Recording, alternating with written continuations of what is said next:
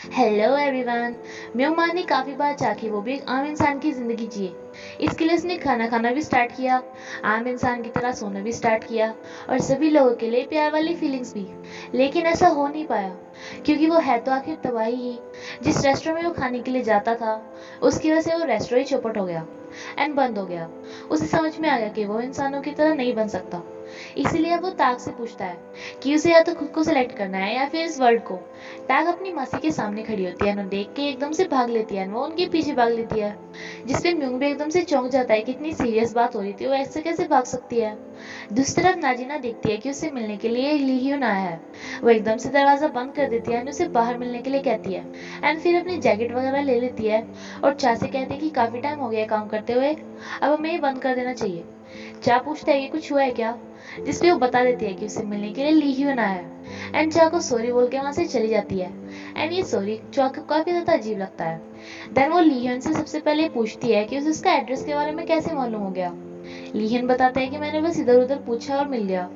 नाजिना पूछती है कि ऐसे उसके घर पे आने का क्या रीजन था, जिस पे लियन बताता है कि मैं तुम्हें बहुत ज्यादा मिस कर रहा था, इसलिए मैं कोरिया वापस आया था एंड इसलिए मैं उस दिन रियूनियन में आया था। नाजिना कहती है कि तुम हमेशा वही करते हो जो कि तुम्हें पसंद होता है। देन एक फ्लैशबैक दिखाया जाता है जिसमें लिहन की आती है उसको पहले से वेट कर रही हुई नाजिना। उसे काफी गुस्से में कहती है कि तुम मेरे साथ ऐसा कैसे कर सकते हो, तुम मेरे से मिलने के लिए क्यों नहीं आ रहे थे, और अगर तुम्हें मुझे ब्रेकअप भी देना है तो तुम ये बात में तो मुझे बोल सकते थे ना, ऐसे मुझे इग्नोर करने का क्या मतलब है। मैं तुम्हारा कब से वेट कर रही हूँ, तुम्हारे दरवाजे के सामने बारिश में बैठी रही। लिहन सिर्फ से इतना कहता है कि आई एम सॉरी। नाजिना कहती है कि अगर तुम्हें अब्रॉड जाना था तो मुझे बताते ना, तुम बहुत ज्यादा सेल्फिश हो। लिहन फिर से कहता है कि मुझे तुम्हारे लिए बहुत सॉरी फील होता है और मैं बस अब्रॉड ही तो जा रहा हूँ, इसका मतलब ये नहीं है कि मैं तुमसे ब्रेकअप चाहता हूँ। लेकिन नाजिना वहां से गुस्से में चली जाती है और ऐसे ही बिना एक दूसरे से ब्रेकअप की बात किए बिना ही इनका ब्रेकअप हो जाता है। नाजिना कहती है कि अब तुम पुरानी बातों को सामने क्यों ला रहे हो, इस बात को 9 साल हो गए हैं और अब पहले के जैसा कुछ भी नहीं रहा है। लीहन कहता है कि मैं तुम्हें परेशान नहीं करना चाहता था और मुझे तुम्हें बताने की हिम्मत नहीं थी। आई एम सॉरी कि अगर तुम्हें बुरा लगा हो तो। एंड नाजिना यहाँ से भी गुस्से में चली जाती है। एंड दूसरी तरफ ताकि मौसी उसके पीछे अब तक भाग रही होती है कि वो म्यूंग के पीछे छुप जाती है। एंड ये दोनों ऐसे ही छीना झपटी कर रही होती है, इसमें म्यूंग काफी ज्यादा परेशान हो रहा होता है। एंड आखिरकार ताकि माँ से उसे पकड़ ही लेती है। देन ये तीनों ताक के घर पे जाते हैं जहाँ पे म्यूंग खड़ा होता है एंड ताक अपनी मासी के सामने नीचे झुक के बैठी होती है। वो म्यूंग को भी ऐसे बैठने के लिए कहती है लेकिन जब म्यूंग मना कर देता है तो वो उसे भी खींच के बिठा लेती है। जहाँ पे ताक की मासी कहती है कि मुझे अपने बॉयफ्रेंड से तो मिलाओ। ताक काफी चौंक के कहती है कि बॉयफ्रेंड, एंड उसकी मासी कहती है कि मुझे तुम्हारे भाई सुन ने सब कुछ बता दिया। देन वो म्यूंग को कहती है कि तुम्हारा घर कहाँ पे है, काफी लेट हो रहा है। इस पे ताक एकदम म्यूंग को वहां से उठा देती है एंड उसे धक्के मार मार कर बाहर भेजी होती है क्योंकि उसे अपनी मासी से काफी डर लग रहा होता है। एंड बेचारा म्यूंग भी सोच रहा होता है कि मैं डेली तो यहीं पे रहा करता था, आज मुझे धक्के मार कर निकाला जा रहा है। ताक उसकी पॉकेट में अपना फोन रख देती है क्योंकि म्यूंग के पास उसका फोन भी नहीं है एंड उसे घर से बाहर करके उसे कॉल करने के लिए कहती है। इसके बाद वो अपनी मासी के पास जाती है जिन्हें पता चल गया था उसकी बीमारी के बारे में एंड उन्हें काफी ज्यादा बुरा लग रहा था कि ताक ने उन्हें ये बात नहीं बताई। वो इनडायरेक्टली वे में ताक को काफी ज्यादा सुना रही होती है कि शायद वो उसे अपना नहीं समझती वरना उन्हें जरूर बताती। लिहिन जब घर पे आता है तो वो देखता है कि चा के फोन में नाजिना के मैसेज आ रहे होते हैं। तभी बाथरूम में से चा आता है जो कि अपना फोन उसके सामने से एकदम उठा लेता है।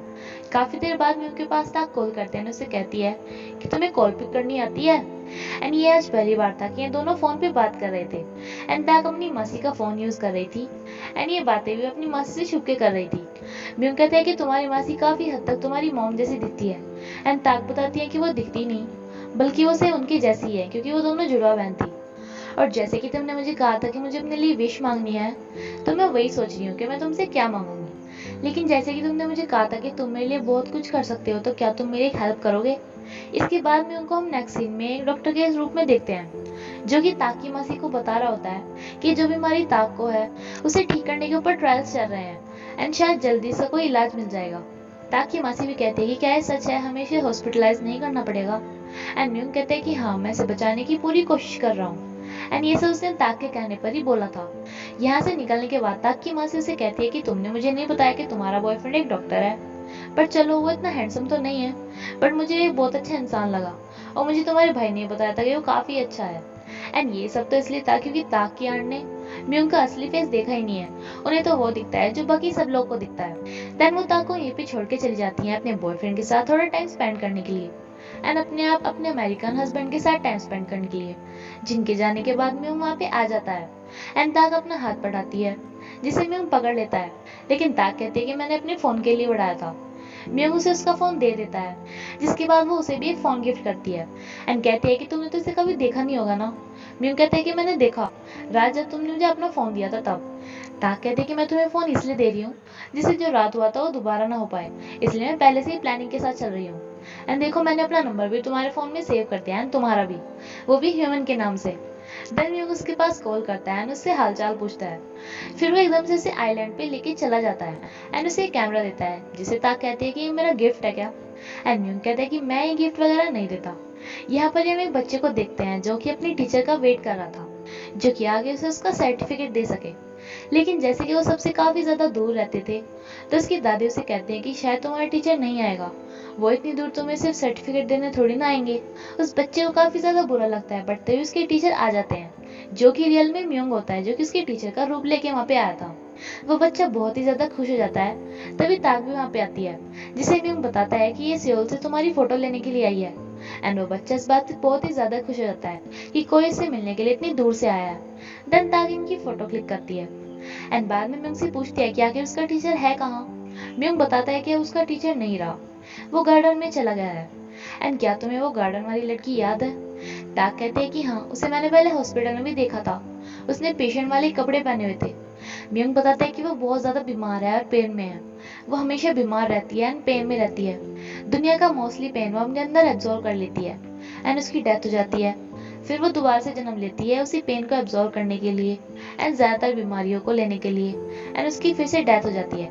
वो बार बार सिर्फ ऐसे ही काम करने के लिए जन्म लेती है, और यही एक डाइटी का काम होता है। ताक को डाइटी के लिए काफी ज्यादा बुरा लगता है। वो तब तक सोचती थी कि सबसे बुरी किस्मत उसकी है, लेकिन आज उसे पता चलता है कि उससे ज्यादा भी कोई लोग सफर कर रहे हैं। म्यूंग ताक को एक सेकंड के लिए उसे ऐसे ही रहने के लिए कहता है। ताक ऐसा ही करती है, जिसके बाद म्यूंग कहता है कि इस लास्ट एक सेकंड में दुनिया में कुछ भी चीज डिस्ट्रॉय नहीं हुई। इसका मतलब है कि तुम चाहती हो कि दुनिया में कभी भी कोई भी चीज डिस्ट्रॉय ना हो, लेकिन ऐसा होना जरूरी होता है।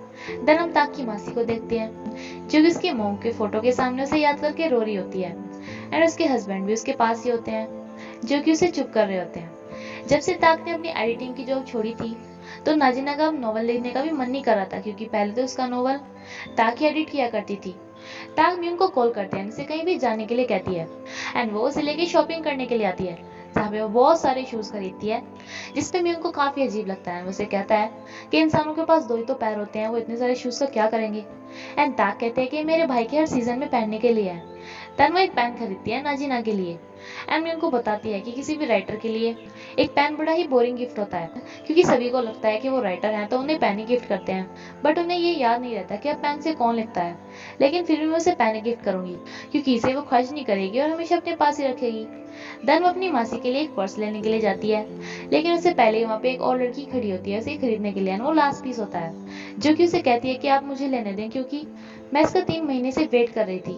लेकिन ताक काफी एक्टिंग करके कहती है कि प्लीज आप मुझे इसे लेने दीजिए, क्योंकि मेरे पास तो सिर्फ 3 ही महीने हैं और मैं इसे किसी को अपने आखिरी टाइम में गिफ्ट करना चाहती हूँ। इस पे वो शॉपकीपर भी मान जाती है, वो बेचारी लेडी भी, एंड ताक काफी ज्यादा खुश होती है। आज इतनी सारी शॉपिंग करके वो बहुत ज्यादा खुश थी, क्योंकि इतना खर्चा तो उसने कभी भी नहीं किया था। बट अब जब उसे लग रहा था कि इसका आखिरी टाइम पास आ रहा है, तो इसलिए बहुत खर्चा कर रही थी। म्यूंग उससे कहते हैं कि इसके बाद किसके लिए खरीदना है, एंड वो कहती है कि अब मेरी बारी। देन वो एक फोटो शूट के लिए जाती है। म्यूंग उससे पूछता है कि ये किसके लिए, एंड ताक कहती है कि बार बार देखने के लिए, और किसके लिए। म्यूंग कहता है कि फिर तो इसमें सिर्फ मैं होना चाहिए था ना। देन ये दोनों फोटो शूट करवाती हैं, जिसपे ताक काफी ज्यादा खुश हो रही होती है उन फोटोज को देख देख के। वो म्यूंग को भी फोन लेती है, उसके फोन में वो फोटो सेंड करके उसे वॉलपेपर पे लगा देती है, एंड वहां से जाने लगती है। लेकिन म्यूंग उसे रोक के कहता है कि जैसे कि तुम्हें पता है कि मैं तुम्हारे लिए बहुत कुछ कर सकता हूँ, तो वो उसे एक रेस्टोरेंट में लेके जाता है। ताक उसे कहती है कि तुमने तो कहा था कि तुम खा भी नहीं सकते, सो भी नहीं सकते, बट म्यूंग कहता है कि मैं तुम्हारे लिए इस पे प्रैक्टिस कर रहा हूँ। ताक कहती है कि ये सब सपना है क्या, एंड म्यूंग कहता है कि हाँ, कुछ चीजें सिर्फ सपने में ही पॉसिबल हो सकती हैं। एंड ताक देखती है कि उसकी मासी, उसका भाई और नाजिना भी वहाँ पे आ रहे हैं। उसकी मासी ने वही वाला पर्स ले रखा होता है जो कि उसने उनके लिए खरीदा था। उसके भाई ने भी उसके लिए वही शूज पहने हुए हैं जो कि उसने उसके लिए लिए थे। ये सभी आके बैठ जाते हैं, जहाँ पे नाजीना सी पेन से साइन करती है जो कि ताक ने उसके लिए खरीदा। ये सब एक साथ लंच करते हैं, जिसपे ताक बहुत ज्यादा खुश होती है। उसका ये सपना खुल जाता है एंड वो देखती है कि रियल में भी ये तीनों उसके घर पे आए हुए हैं एंड सब फिर एक साथ खाना खाते हैं। म्यूंग डाइटी से मिलने के लिए जाता है, लेकिन डाइटी कहती है कि तुम अभी अंदर मत आओ, मैं चेंज कर रही हूँ। इसलिए म्यूंग बाहर ही रुक जाता है एंड कहता है कि मुझे फील हो गया कि तुम जो मेरे लिए चिंता करती थी वो सब सही था। मैं भी तुम्हारी हेल्प करूंगा उन सब कामों को रोकने के लिए जो कि तुम नहीं करवाना चाहती थी। तुम सब दुनिया के भले के लिए तो करती हो। डाइटी कहती है कि तुम आज इतने अच्छे कैसे बन रहे हो। एंड म्यूंग कहते हैं कि मैं तुम्हारी हालत के लिए आज काफी ज्यादा सॉरी फील कर रहा हूँ, और पहले भी हमेशा से ही करता था, लेकिन मैंने तुम्हें कभी बताया नहीं था कि तुम इस दुनिया के लिए कितना कुछ करती हो। ये सब बोल के म्यूंग वहां से चला जाता है, लेकिन डाइटी ने उसे अंदर नहीं इसलिए आने दिया था क्योंकि उसकी हालत बहुत ही ज्यादा खराब थी और वो म्यूंग को ये दिखाना नहीं चाहती थी।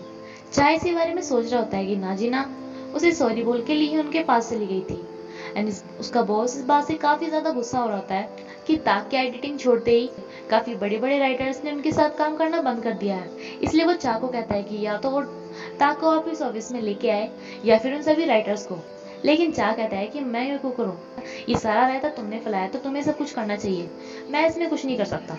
देन बॉक अपने बाकी वर्कर्स को कहता है ताक को कॉल करने के लिए, लेकिन कोई भी उसकी बातों पर ध्यान नहीं देता है, कोई भी कॉल नहीं करता और उसे ही कहते हैं कि आप खुद कॉल कर लीजिए। इसमें बॉस को काफी ज्यादा गुस्सा आता है। सभी लोग एक के बाद एक वहां से चले जाते हैं उसके ऑफिस से निकल के अपना काम करने के लिए।